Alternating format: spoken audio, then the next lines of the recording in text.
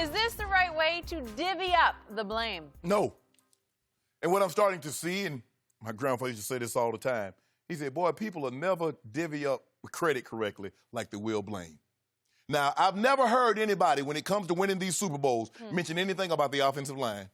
I've never heard him mention the running backs. I've never heard him mention wide receivers. Everybody's told me that Tom Brady can make everybody, any receiver, can go play with Tom Brady and do big things.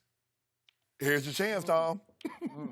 Now we want to get blame. Blame. Now, how much, in these 6 Super Bowls, how much credit do you think, I just want to know, and I want you to turn it back to me.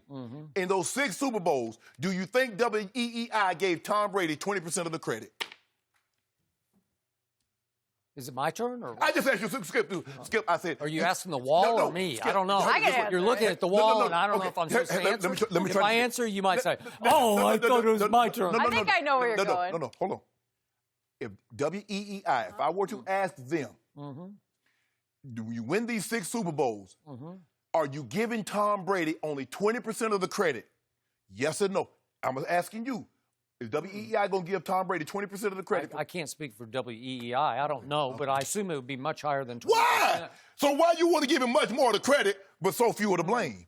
I'm confused here, Skip Bayless, but it's not your turn yet, so I'll let you. What am I doing over here? Because I should just take the rest of this topic off. No. I'll see you in a little bit. No. The way I look at it, Skip, if he gets lion's share of the credit, shouldn't he get lion's share of the blame? Now, this defense, while I don't think it's historic, they're still #1 in scoring by a long shot.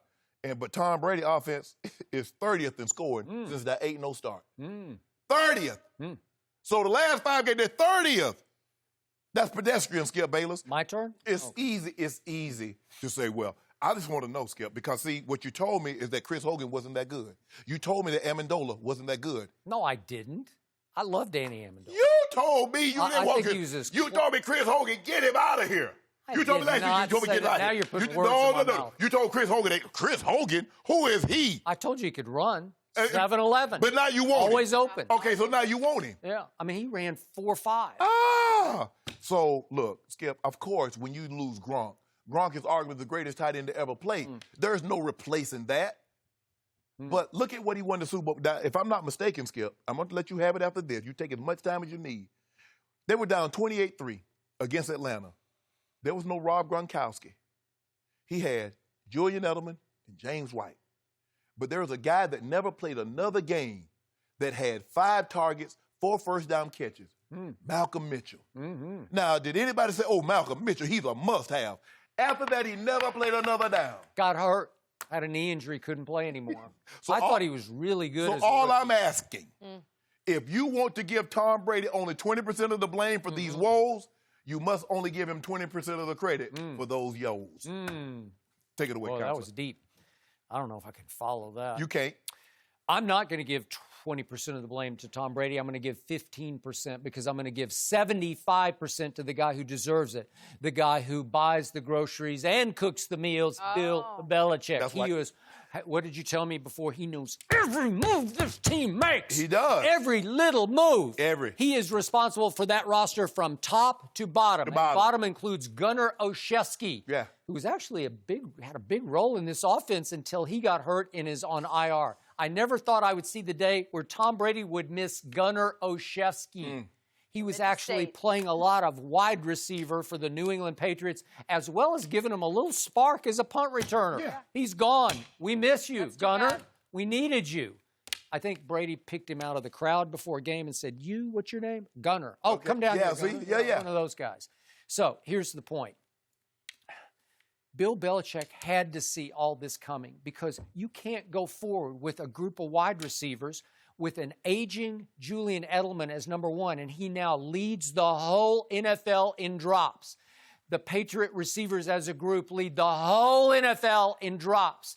And you cannot, if you're Bill Belichick, the greatest coach ever, you cannot replace Rob Gronkowski with, timeout, Matt Lacoste? Skip, you're not replacing Rob. You're not replacing Gronk. Well, give me somebody. Benjamin Watson he's just about to turn 39 years of age, and he was a late addition because it was going to be Matt Lacoste, cut twice by the Giants, once by the Jets, and once by the Broncos, and Ryan Izzo. Matt Lacoste, and now he's hurt and he's gone.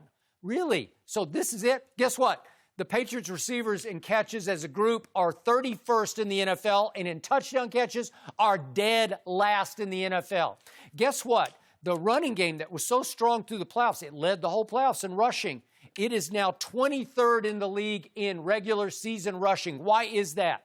Because all of a sudden, the offensive line that used to be made into miracles by Dante Scarnecchia is a bunch of replaceable parts, not spare parts, all of them replaceable, including Isaiah Wynn, the left tackle, who was just a disaster against the Chiefs the other day, and he's the only first-round pick in that group. I find it so ironic that you said an aging Julian Edelman, but you have yet to say anything about an aging Tom Brady. And therein lies the problem. Because he's... I thought it was my turn. Oh, my bad. Okay. I I didn't do that to you, but I don't know. Okay. Okay. Yeah, I don't know. So, again, here's Tom Brady thrown into an offense in which you can't pass protect, you can't run it, and your receivers as a group right here, right now, to me, rank dead last in the league. How would Patrick Mahomes fare in that offense? He would be a disaster. He would be trying throws that would be intercepted left and right. And the reason, he just throw it away like Tom Brady does. Well, lead the league in throwaways. Because he has to. There are lead the league in throwaways. Two kinds of throwaways. There are desperation throwaways where you got to throw it away or take the sack, or there are Aaron Rodgers memorial throwaways in which you look and say, I don't love this. I don't want to risk an interception. I'll just throw it over there. Thank you. So Two kinds. Skip. Two breeds. Let me ask you a question. Yep. If I go rob a bank and I just want the money for myself, or I go rob a bank because I got a loved one that has a medical emergency, which one am I going to go to jail for, Jenny? Both of them. So throwing the ball away is throwing the ball away. And I'm not going to let you get off the hook with it, Skip Bayless. You say Aaron Rodgers threw the ball away, Tom Brady is throwing the ball away. Call it what it is. Aaron Rodgers' protection is 10 times better than Tom Brady's. Now, as you pointed out the other day, it got so bad that Steve Spagnuolo said they can't block anybody. Let's blitz Tom Brady every time because no receiver can separate, so we can just go play press. Let's just go press all of them because they can't separate. Everybody's doing and that. Tom Brady's on his heels the whole time, having to throw it away to save sacks. Skip. Really? But see, Skip, that's what I've been telling you all along. See, you look at Julian Edelman, but because he's not Julio or one of these top-flight receivers, you say he's nothing. You look at a Chris Hogan. You look at these guys. I say, Skip, and I've been trying to tell people, I say, those guys are better than you think. Now you get an opportunity to see. I don't know how many times I sat in this seat and back to the old show saying Danny Amendola is one of the great clutch receivers we've ever seen because he caught some balls from Brady. Some of them weren't great throws, but he would go snatch it on 4th and 10. There was one game at the Giants, I remember, where it was 4th and 12, and Danny Amendola just went and snatched it out of the air because he had clutch hands and he had a wavelength with Tom Brady that Brady doesn't have with Jacoby Myers. Mohamed Sanu, acquired by Bill Belichick at the trade deadline, looks like a bust to me. He can't separate. N'Keal Harry, picked by Bill Belichick in the first round. He played a grand total of 2 snaps on Sunday. Please help me out. Why was that? He's the only electric player they have on the roster at receiver. But you know, in Coach Belichick's tenure, they've never valued receiver. How many years did it make Danny Amendola take a pay cut just to stay on the roster? And finally, after he's like, that's enough is enough. I'm not taking a pay cut.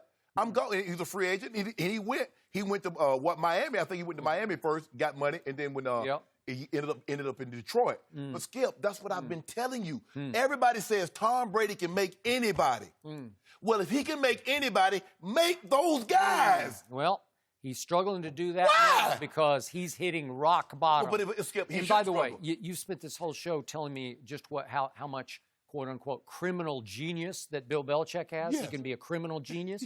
Well, why wouldn't he now be sabotaging this roster because he wants to get the 42-year-old out of there? Does this not smell of sabotage to you? Boy, it does to me. Smell like a guy getting old on the job. Really? It smells like a guy that Bill Belichick is saying, I'm going to make it where nobody could survive. You know, there are a lot of jobs that after you reach the age of 65, you got to go. Whether you're in great physical condition or not. Really? Yeah, some jobs you got to go. Maybe somebody's pride is on the line across the table. Ain't no pride. Somebody's been saying he's got to go for 3 straight years. It ain't my pride on the line. You see your guy sulking on the sideline? You see your guy, we got to do our jobs. We got to get open quicker.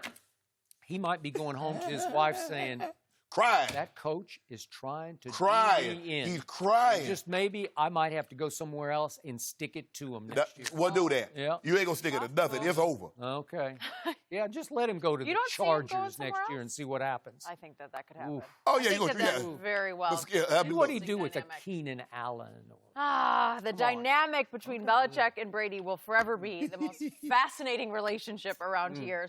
Thank you for watching. You can subscribe here to get the latest from the show, and be sure to check out more of the best clips from Undisputed, or go watch a few other segments from our other shows on FS1.